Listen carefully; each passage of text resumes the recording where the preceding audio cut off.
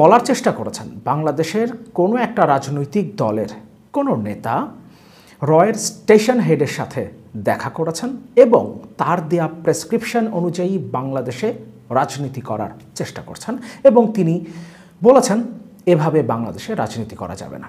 রয়ের প্রেসক্রিপশনে রয়ের স্টেশন হেডের সাথে বৈঠক করে তার দেয়া প্রেসক্রিপশন অনুসরণ করে বাংলাদেশে রাজনীতি করা যাবে না। নতুন করে আরেকটা বোমা তিনি ফাটালেন, আরেকটা বিতর্কের জন্ম হলো। এখন প্রশ্ন হলো, রয়ের স্টেশন হেডের সাথে বৈঠক কে করেছেন? গত কিছুদিনে আমরা যদি দেখি বড় দল হিসেবে বিএনপি এবং বিএনপির মহাসচিব মির্জা ফখরুল ইসলাম আলমগীর দেশের বাইরে গিয়েছিলেন, সিঙ্গাপুরে গিয়েছিলেন ইনফ্যাক্ট চিকিৎসার জন্য। তাহলে সেখানে কি রয়ের স্টেশন হেডের সাথে তার বৈঠক হয়েছিল? সেটাই কি ইঙ্গিত করেছেন হাসনাত আবদুল্লাহ? কিংবা জামাত ইসলামের আমির ডাক্তার শফিকুর রহমান কয়েকদিন আগে লন্ডনে গিয়েছিলেন এবং সেখানে বেগম জিয়ার সাথেও তার দেখা হয়েছে, সৌজন্য সাক্ষাৎ হয়েছে তার বক্তব্য অনুসারে, এবং তার পরপরই তিনি অবশ্য নির্বাচনের একটা সময়সীমা বলেছেন।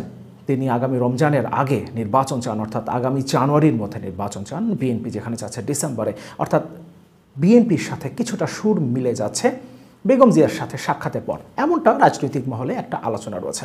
তাহলে ডক্টর শফিকুর রহমান জামাত ইসলামের আমির তিনি কি রয়ের স্টেশন হেডের সাথে দেখা করেছেন? এই দুজনের কথা আসতে পারে। এখন একই সাথে একই দিনে আরও একটা খবর বিশেষ করে সামাজিক যোগাযোগ মাধ্যমে বেশ ছড়িয়ে পড়েছে। দুজন উপদেষ্টার দুজন এপিএস তাদেরকে পদত্যাগে বাধ্য করা হয়েছে কিংবা তাদেরকে বরখাস্ত করা হয়েছে, এমন একটা খবর ছড়িয়ে পড়েছে। আসিফ মাহমুদ সজীব ভুইয়ার এপিএস মুয়াজ্জেম এবং স্বাস্থ্য উপদেষ্টার এপিএস তুহিন ফারাবী।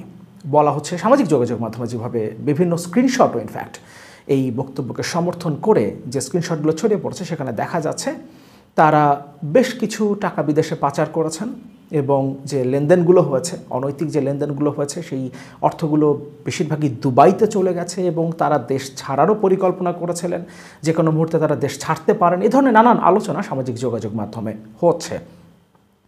এরই মধ্যে হাসনাত আবদুল্লাহর এই স্ট্যাটাস কিংবা এই বোমা ফাটানো, কেউ কেউ মনে করতেই পারেন হাসনাত আবদুল্লাহ কি এই বিষয়টাকে ধামাচাপা দেওয়ার চেষ্টা করছেন। আর যদি সেটা না হয়ে থাকে, তাহলে বাংলাদেশের কোন রাজনৈতিক দলের কোন প্রতিনিধি রয়ের স্টেশন হেডের সাথে দেখা করেছেন সেই বিষয়টাও পরিষ্কার হওয়া অত্যন্ত জরুরি। কারণ বিদেশি কোনো শক্তির দ্বারা প্ররোচিত হয়ে কিংবা তাদের প্রেসক্রিপশনে বাংলাদেশে রাজনীতি করা যাবে না, ফুল স্টপ, পরিষ্কার কথা।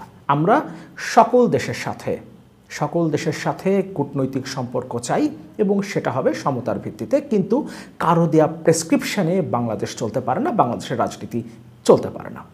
এটাও আমাদেরকে মাথায় রাখতে হবে। সুতরাং কে দেখা করেছেন, কে বৈঠক করেছেন, হাসনাত আবদুল্লাহর উচিত সেটাও পরিষ্কার করা। এখানে আরেকটা প্রশ্ন তৈরি হয়, হাসনাত আবদুল্লাহ এই তথ্যটা কোথায় পেলেন? আমরা যদি তর্কের খাতিরে ধরে নেই সিঙ্গাপুরে বিএনপি মহাসচিব মির্জা ফখরুল ইসলাম আলমগীরের সাথে রয়ের স্টেশন হেডের মিটিং হয়েছে, তাহলে এই তথ্য হাসনাত আবদুল্লাহকে কে দিয়েছে? সরকারি গোয়েন্দা সংস্থার বাইরে, আমরা বাইরে থেকে চিন্তা করি, পরে সরকারি গোয়েন্দা সংস্থার বিষয়ে আসবো। বাইরে থেকে এই তথ্য তাকে দিতে পারে বিএনপির কেউ, কিংবা এ ধরনের কোনো বৈঠক হলে সেটা দলের মধ্যেও খুব বেশি আলোচনা হবার কথা না, অত্যন্ত কনফিডেন্সিয়ালি বৈঠক হবার কথা। সেক্ষেত্রে মির্জা ফখরুল ইসলাম আলমগীর নিজে থেকে কারো মাধ্যমে এই তথ্য দিয়েছেন বা এমন কারো কাছে এই তথ্যটা তিনি দিয়েছেন যিনি হাসনাত আবদুল্লাহ পর্যন্ত বিষয়টা পৌঁছাতে পারেন, সেটা হবার কথা না। আবার রয়ের স্টেশন হেড কিংবা রয়ের স্টেশন হেডের আশেপাশে থাকা কেউ, রয়ের কেউ কি হাসনাত আবদুল্লাহকে তথ্য দিয়েছেন? তাহলে হাসনাত আবদুল্লাহরও কি রয়ের সাথে কোনো যোগাযোগ আছে? আমরা সেটা মনে করতে চাই না, এবং সেটা হলে হাসনাত আবদুল্লাহ হয়তো এভাবে বোমা ফাটাতেন না, ফাটানোর কথা না। অবশ্য ডিপ্লোম্যাসিতে অনেক কিছুই হতে পারে, আর যখন এটা ডিপ স্টেট তখন খেলাটা অনেক গভীরে, ফলে আমরা সেটাও উড়িয়ে দিতে পারি না।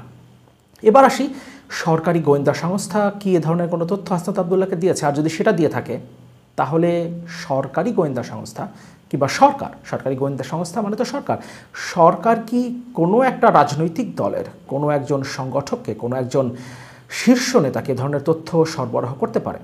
আর যদি সেটা করে থাকে, তাহলে সেটাও তো গর্হিত অপরাধ।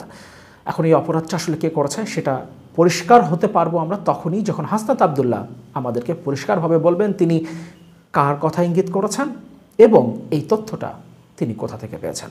ফাটালেন হাসনাত আবদুল্লাহ।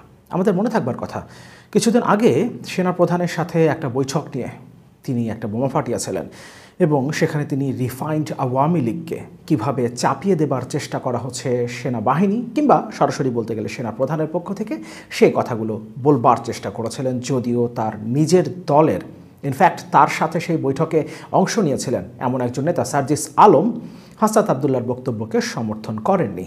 তিনি বিষয়টাকে ভিন্নভাবে দেখেছেন এবং সেই বিষয় নিয়ে পরবর্তীতে আরও নানান আলোচনা হয়েছে। তার দলও সরাসরি তাকে সমর্থন করেনি সে সময়। এমনকি এর পরপরই আমরা বিভিন্ন সময় দেখেছি হাসনাত আবদুল্লাহ নিজেও সেনাবাহিনীর প্রতি তাদের আস্থার কথা তার বক্তৃতায় বারবার বলার চেষ্টা করেছেন। অর্থাৎ মনে হয়েছে তিনি একরকম ড্যামেজ কন্ট্রোলের চেষ্টা করেছেন। এবার তিনি আরেকটা বোমা ফাটালেন।